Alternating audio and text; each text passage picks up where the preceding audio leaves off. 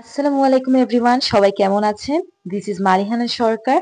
তো আজকে আমি আপনাদের সাথে শেয়ার করব আমার নানু বাসায় হয়ে যাওয়া একটা পিকনিক।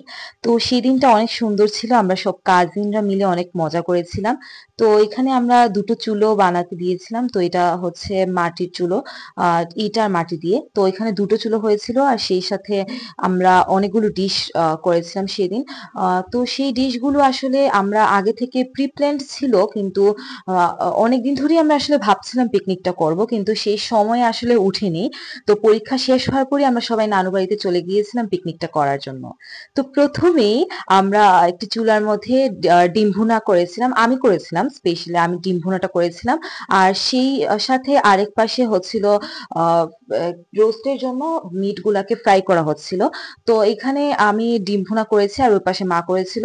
তো সেই দিনটা আসলে অনেক বেশি এনজয় করেছি। আর এই সামনে টিনটা দেওয়ার কারণ হচ্ছে ওই দিক দিয়ে অনেক বাতাস আসছিল, যার কারণে সব ধোঁয়া আমাদের মুখে চলে আসছিল। এই কারণে আসলে টিনটা দেওয়া। তো এই ডিম ভুনার পর আমি ফিশ ফ্রাই করেছিলাম, তো ফিশ ফ্রাইয়ের জন্য সব মশলা দিয়ে ফিশ ফ্রাই গুলা করেছিলাম। সেদিনটা সত্যি অনেক মজার ছিল। আর রোদ যেহেতু ছিল, শীতের দিনে তো রোদ অনেক ভালো লাগে। তো এই কারণে আসলে আমরা অনেক বেশি এনজয় করতে পেরেছিলাম, আর আমরা কাজিনরা ছিলাম। তো এখানে হচ্ছে আমরা সব কাঠগুলো আগেই সংগ্রহ করে রেখেছিলাম, যাতে আমরা পিকনিকের সময় এটা ইউজ করতে পারি। কাঠ ছাড়া তো আর হবে না, এই জন্য আমরা কাঠগুলো আগেই জমা করে রেখেছিলাম। তো এখানে কাঠ ভেঙে কাঠগুলো দিয়ে আমরা রান্নাটা করছিলাম। তো এই দিক দিয়ে আমরা ফিশ ফ্রাই, আর ওই দিক দিয়ে হচ্ছে রোস্টের জন্য ওইটা করা হচ্ছিল। তো ফিশ ফ্রাই এর পর আসলে আমি ভেবেছিলাম আমি আলু টমেটোটাও বসাবো। তো বেসিক্যালি আমরা এই পিকনিকটা প্রতি বছরই করি, শীতের সময় করি আমরা। তো এই পিকনিক করার জন্য আমরা আগে থেকে প্ল্যান করে রাখি যে আমরা এরকম সময় পিকনিক করব। স্পেশালি যখন আমাদের এক্সাম শেষ হয় আমাদের সব কাজিনদের, তখনই আমরা আসলে এই পিকনিকটা করি। তো পিকনিক করি, তো সেই সাথে আবার আমরা সন্ধ্যার সময় আবার পিঠাপুলিরও একটা আলাদা আয়োজন থাকে আমাদের এখানে। রোস্টের যে বাকি অংশটা ছিল সেই ফ্রাই রোস্ট গুলা দিয়ে দেওয়া হয়েছিল, ফ্রাই মিট গুলা সরি। তো এখানে দিয়ে দেওয়া হয়েছিল। আর এটা হয়ে গেলেই আমাদের আসলে মেইন যে আমাদের ডিশ সেটাই হচ্ছে এই রোস্ট। তো এই রোস্টটা হয়ে গেলেই আসলে অনেকটুকু কাজ শেষ হয়ে যাবে।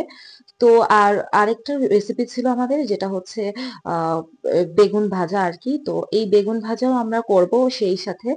তো এই যে আমাদের লাস্ট এন্ড ফাইনাল ডিশ বেগুন ভাজাটা, তো বেগুন ভাজার জন্য এখানে তেলের মধ্যে বেগুন দেওয়ার পর এটা ভাজা হচ্ছিল। এটাই হচ্ছে লাস্ট ডিশ, যেটা কারণ আমাদের বাকি সবগুলো ডিশই কমপ্লিট হয়ে গিয়েছে।